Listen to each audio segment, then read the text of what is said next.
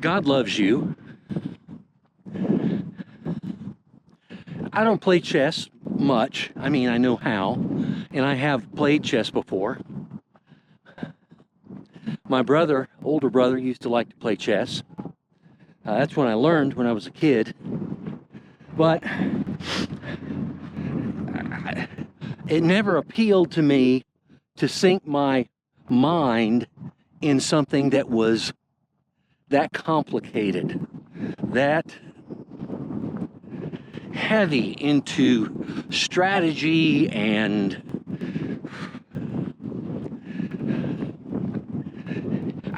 I didn't want to tax my brain with that kind of thing. So I could play. I knew how to play. I learned, a few things. Like at some point, I think I was in high school. No, I think I might have been in junior high, or as middle school as they call it these days, when I learned the 3-move checkmate. But which you can use unless somebody knows what you're doing or knows what they're doing and stops you. That's kind of almost the ultimate insult, to get checkmated in 3 moves. But at some point, I had a job that I worked night shift.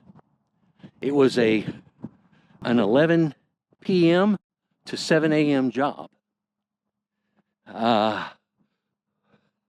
which was a good job at the time for what I needed. And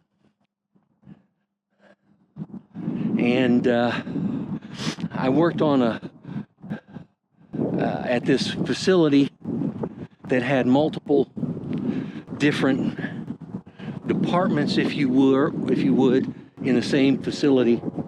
And there was a guy that worked on my unit with me, and he played chess. He had one of these little magnetic, or not magnetic, but electronic computer chess boards that he could pick up a piece and shove it into a little hole on a different square, and the computer would register it and know that it was then the computer's turn to make a move.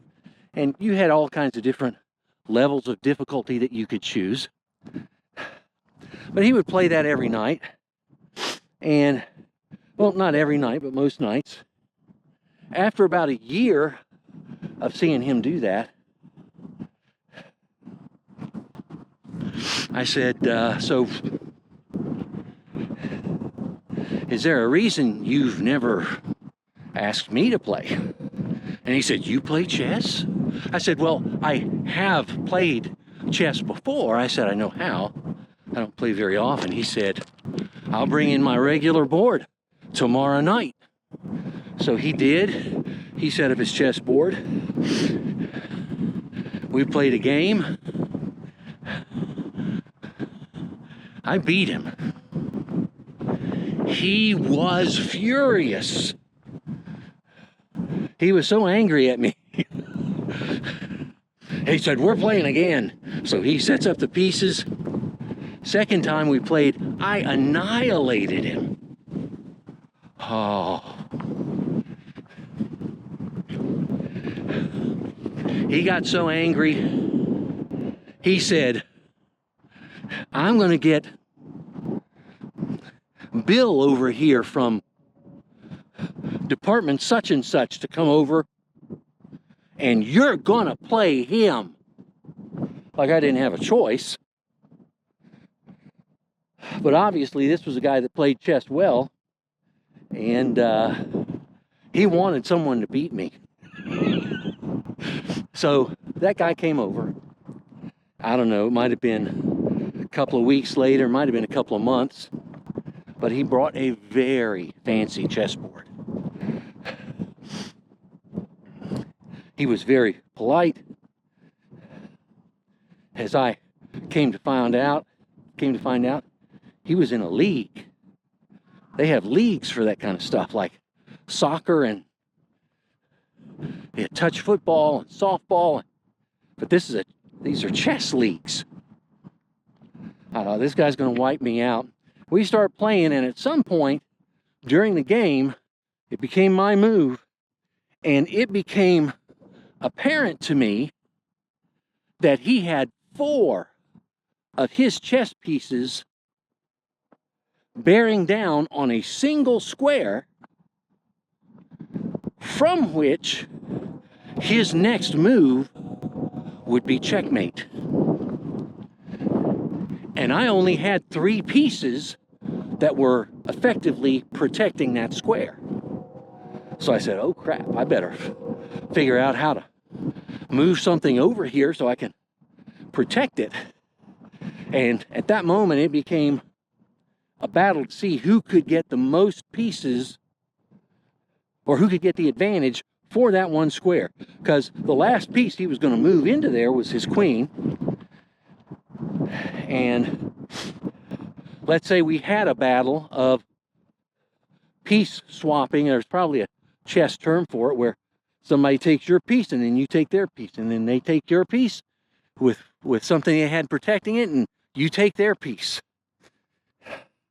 A skirmish or whatever. It got to where he had 6 or 7 pieces bearing down on that one square, but I had just enough to support it.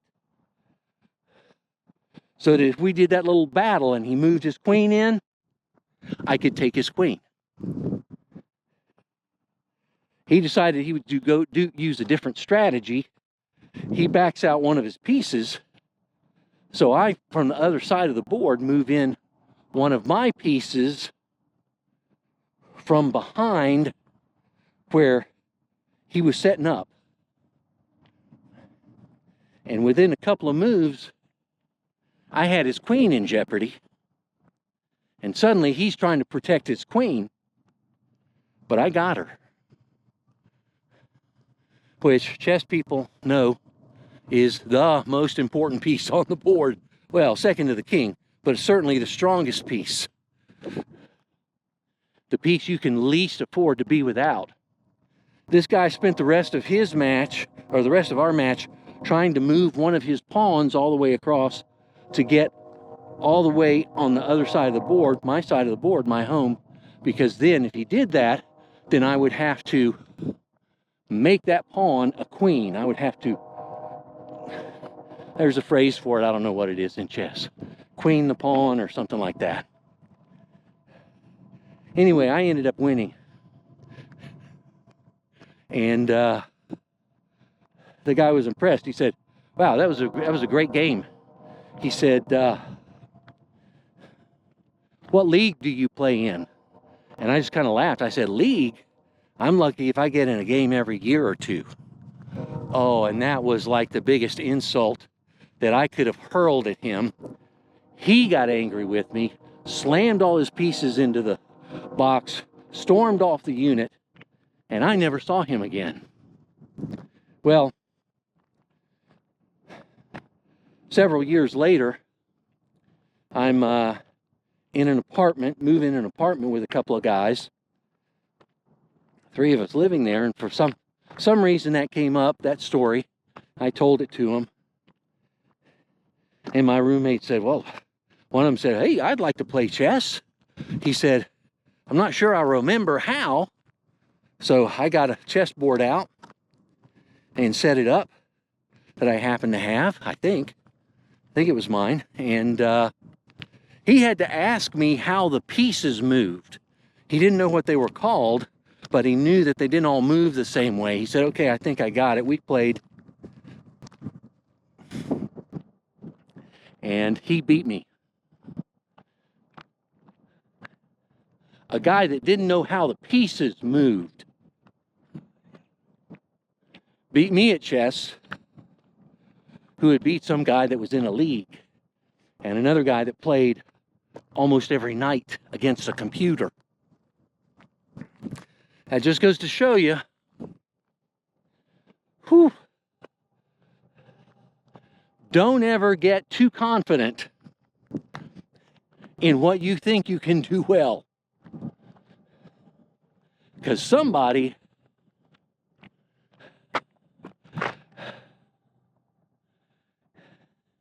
is going to give you well, I had that done so dramatically. Somebody is going to give you your comeuppance.